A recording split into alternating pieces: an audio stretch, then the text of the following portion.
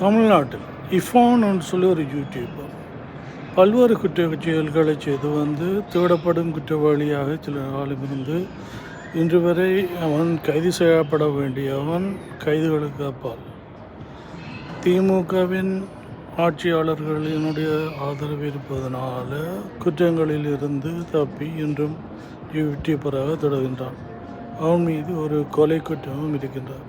அவ்வாறான ஒரு கிரிமினல் திராவிட திருவாளர்களின் ஆதரவோடு இருக்கின்ற ஒரு சமூகத்துக்கு முழுக்க எதிராக செயல்படுகின்ற ஒரு யூடியூபர்.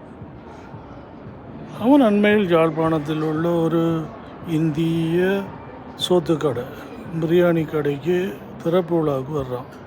இந்த யாழ்ப்பாணத்து தமிழன் எல்லாம் போய் சோத்து கடைக்கு முன்னாடி உட்காந்துருக்காங்க, நின்று கொண்டு இருக்காங்க.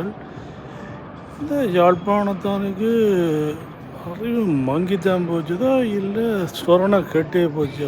சொத்து கடைக்கு முன்னாடி போய் கூடுகின்ற அளவுக்கு சொத்து மாடுகளாகவே வந்து விட்டார்களா இந்த போராளிகள்? இல்லை போராளிகளை உருவாக்கிய இந்த மண் இன்று சொத்து கடை திறப்பு விழாவுக்கு வருகின்ற ஒரு கிரிமினலை வரவேற்பதற்கு போய் முண்டி அடிக்கின்ற நிலையை பார்க்கும்போது யாழ்ப்பாணத்தானை கழுவி ஊற்றணும். வாயில் கெட்ட வார்த்தைகள்லாம் வருகின்றது. இதோட நிறுத்தி கொள்கிறேன். யாழ்ப்பாணத்தான் என்ன சொல்கிறது? திறந்த போகிறதே இல்லையா?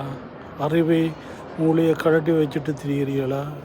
என்ன தான் செய்கிறீங்கன்றது நீங்களே பாருங்கள்.